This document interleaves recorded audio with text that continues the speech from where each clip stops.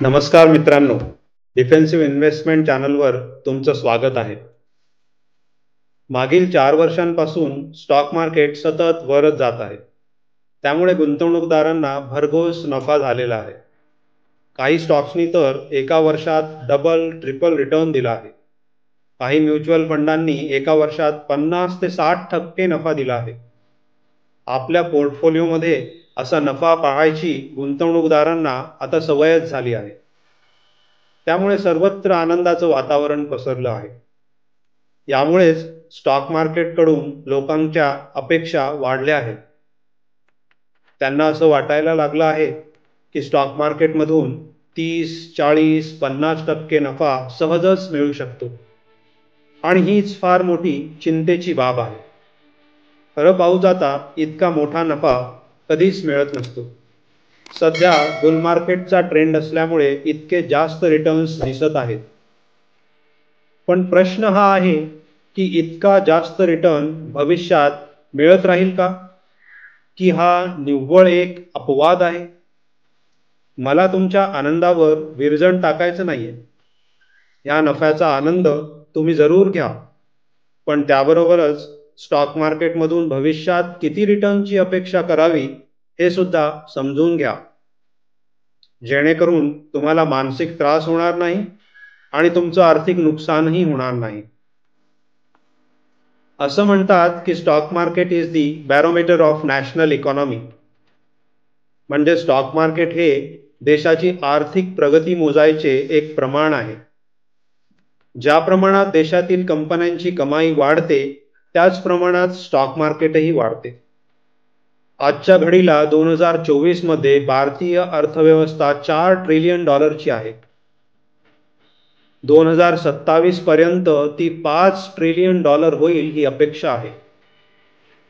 ढोबळमानाने स्टॉक मार्केटचा रिटर्न हा ग्रॉस डोमेस्टिक प्रॉडक्ट म्हणजेच GDP आणि इन्फ्लेशन म्हणजेच महागाई यावर अवलंबून असतो. म्हणजेच स्टॉक मार्केटमधील रिटर्न हा GDPच्या वाढीचा दर अधिक इन्फ्लेशन इतका असतो.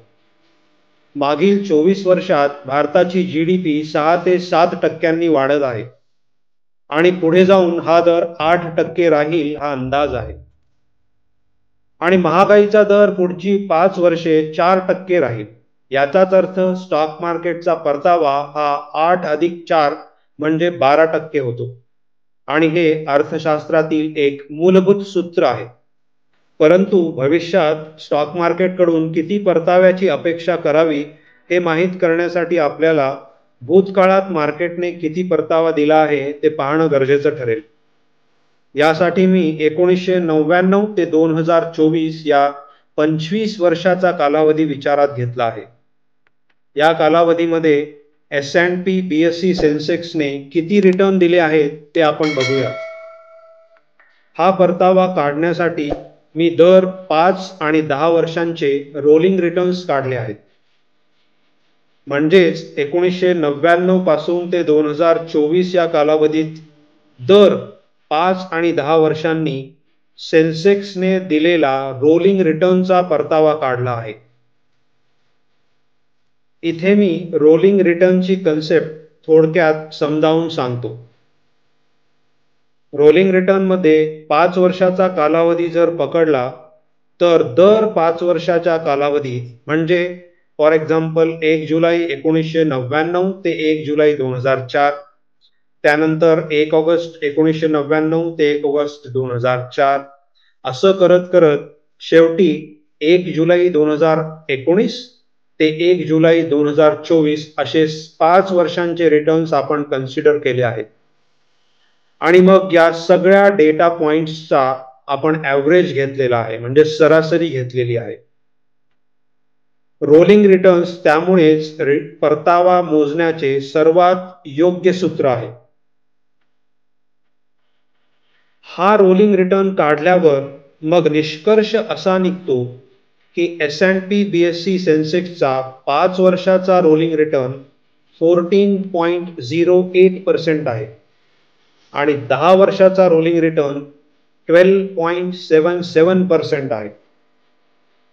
सरळ साध्या सोप्या भाषेत स्टॉक मार्केटने मागच्या 25 वर्षात दीर्घकालीन गुंतवणुकीवर 12 ते 15% रिटर्न दिलेला आहे. आणि आजच्या प्रश्नाचं उत्तर देखील हेच आहे. जर तुम्ही मागील 4 वर्षाचा परतावा लक्षात घेऊन पुढेही तसाच रिटर्न मिळेल ही अपेक्षा ठेवत असाल तर तुमचा नक्कीच अपेक्षाभंग होईल. आणि तुमचा अपेक्षाभंग होऊ नये, मानसिक त्रास आणि आर्थिक नुकसान होऊ नये म्हणूनच हा खास व्हिडिओ बनवलेला आहे.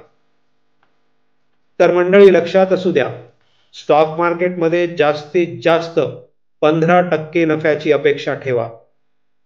यापेक्षा जास्त नफा मिळाला तर छानच, मग ते तुमचं नशीब. पण त्या जास्त नफ्याच्या लोभापायी विचार न करता कोणत्याही स्टॉकमध्ये किंवा कोणत्याही म्युच्युअल फंडात गुंतवणूक करू नका. यामुळे तुमचे नुकसानच व्हायची जास्त शक्यता आहे. आणि हो, तुम्हाला जर गुंतवणुकीसाठी विश्वासार्ह आणि प्रामाणिक सल्ला हवा असेल तर तुम्ही आमच्याशी संपर्क करा. तुमची मदत करायला आम्हाला नक्कीच आवडेल. आशा आहे या व्हिडिओतून तुम्हाला उपयुक्त माहिती मिळाली असेल आणि तुमच्या ज्ञानातही भर पडली असेल. अशीच माहिती मिळवण्यासाठी डिफेन्सिव्ह इन्व्हेस्टमेंट्स चॅनलला सबस्क्राईब करा आणि आपल्या मित्रांबरोबर शेअर करा.